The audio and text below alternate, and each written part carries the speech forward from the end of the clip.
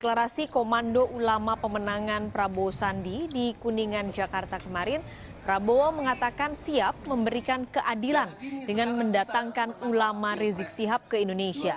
Rizik Syihab sebelumnya berada di Saudi Arabia sejak tahun 2017. Sejumlah kasus hukum yang menjerat Rizik di Polda Metro Jaya sudah berstatus SP3 atau dihentikan. Saya akan bekerja keras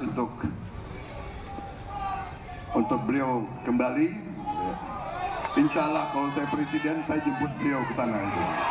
Kemarin salah satu lembaga survei, yaitu Lembaga Survei Indonesia atau LSI, baru saja mengeluarkan hasil surveinya pasca batalnya Piala Dunia Usia 20 di Indonesia. Hasilnya nggak bikin kaget sih. Suara Ganjar Pranowo melorot, suara Prabowo naik tinggi menyalip Ganjar, dan suara Anies Baswedan stabil di nomor 3. Kenapa saya bilang nggak kaget? Ya, hasil survei itu seperti chart saham, naik turun sesuai dengan momentum. Kebetulan gara-gara batalnya Piala Dunia Usia 20 kemarin, banyak orang yang menyalahkan Ganjar Pranowo sebagai penyebab batalnya event itu di Indonesia. Meski sudah dijelaskan berkali-kali kalau FIFA punya keputusan sendiri yang tidak bisa digugat oleh pemerintah suatu negara. Tapi namanya orang butuh kambing hitam untuk lampiaskan kekecewaannya. Dan Ganjar pun akhirnya menjadi kambing hitam yang paling bagus. Apalagi dari hasil dari riset Litbang Kompas yang bisa dipercaya, isu batalnya Piala Dunia Usia 20 di Indonesia itu ditumpangi oleh lawan politik Ganjar Pranowo untuk menghancurkan namanya. Propaganda-propaganda bermunculan lewat mesin-mesin yang diorkestrasi kencang untuk menyalahkan Ganjar. Dan perhatikan, nama siapa yang muncul di balik semua tagar-tagar yang menghujat Ganjar Pranowo? Ya, benar. Nama Prabowo Subianto. Tagar Prabowo bersama ulama itu naik terus dan membangun basis pendukung baru buat Prabowo. Limpahan dari pendukung Jokowi yang emosi dan sempat mendukung Ganjar Pranowo. Mau bilang kalau Pilpres 2024 masih jauh? Tapi kenyataannya sudah ada di depan mata kita.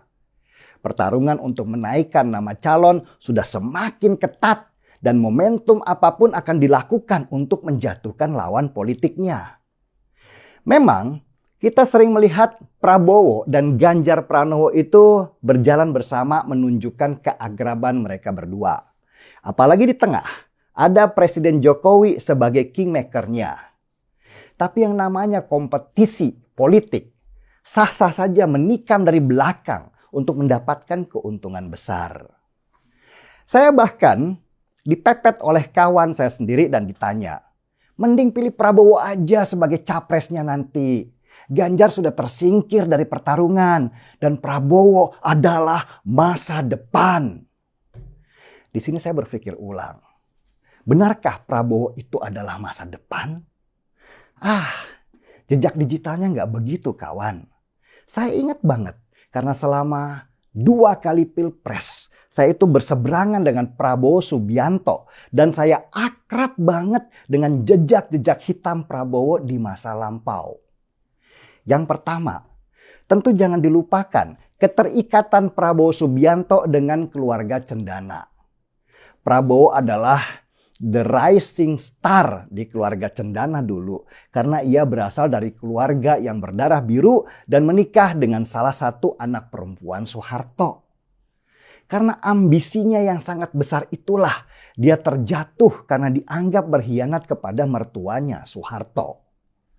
Yang kedua, Prabowo adalah militer dan itu juga jangan pernah dilupakan. Prabowo punya obsesi untuk mengembalikan militer kembali ke puncak kejayaannya seperti di zaman Orde Baru, di mana militer menguasai segala sendi kehidupan bernegara. Prabowo juga terobsesi sekali dengan perang, sehingga program terbesarnya ketika menjadi Menteri Pertahanan adalah pengadaan alutsista. Bahkan selama beberapa tahun ke depan, Prabowo sudah menganggarkan hampir 2.000 triliun rupiah hanya untuk pengadaan alutsista. Nggak salah sih sebenarnya kalau kita harus memperkuat alat pertahanan negara kita. Tapi Prabowo Subianto ini masih dalam kerangka berpikir era zaman dulu. Menganggap bahwa perang darat adalah ancaman serius. Padahal sekarang ini sudah berkembang menjadi perang teknologi yang sama sekali tidak disiapkan oleh Kementerian Pertahanan. Bahkan saking fokusnya pada pengadaan alutsista, program Jokowi yaitu food estate itu jadi nggak berjalan. Padahal Prabowo Subianto sebagai Menteri Pertahanan sudah ditunjuk oleh Jokowi sebagai koordinator pengembangan food estate. Bahkan banyak data palsu tentang keberhasilan program food estate yang beredar, yang mencoreng wajah Jokowi yang ingin ketahanan pangan menjadi bagian dari program strategis nasional. Ketiga, terakhir, dan ini yang terpenting, Prabowo itu dekat sekali dengan Rizik Syihab. Kedekatannya ini bahkan tergambarkan lewat video call mereka waktu Pilpres 2019. Di mana Prabowo sendiri yang akan menjemput Rizik Syihab yang waktu itu ada di luar negeri kalau dia nanti jadi presiden. Ini yang bikin ngeri. Karena bisa saja ketika Prabowo jadi presiden nantinya, kelompok garis keras seperti FPI akan berkembang besar di sini. Apalagi salah satu tangan kanan Prabowo yaitu Fadly Zon adalah pembela FPI garis keras. Fadly Zon bahkan pernah jadi saksi meringankan buat Bahar Smith waktu Bahar menjadi tersangka akibat berita bohong. Jadi dari semua rekam jejaknya Prabowo Subianto, apa mungkin saya memilihnya di Pilpres 2024 nanti? No way, tidak akan pernah. Buat saya, Prabowo dan Anies Baswedan punya jejak yang sama dalam berteman dengan kelompok radikal. Mereka nggak mungkin punya kekuatan dan ketegasan untuk memberantas kelompok-kelompok itu. Mereka bahkan akan seperti SBY dulu, membiarkan kelompok itu berkembang pesat. Yang penting tidak mengganggu pemerintahan mereka dengan demo-demo besar.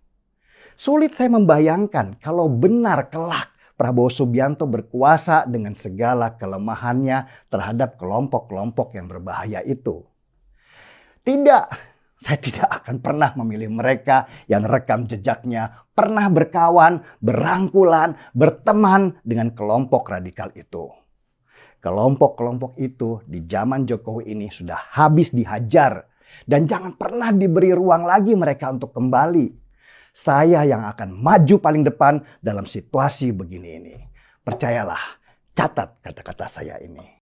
Ya, luar biasa penjelasan daripada Denny Siregar. Terima kasih Bung Denny Siregar, dan saat ini saya sudah paham dan saya percaya bahwa masyarakat Indonesia juga memahami itu. Ya, semoga saja Pak Prabowo sudah berubah lah ya. Tapi kalau untuk jadi presiden, ya Ganjar deh.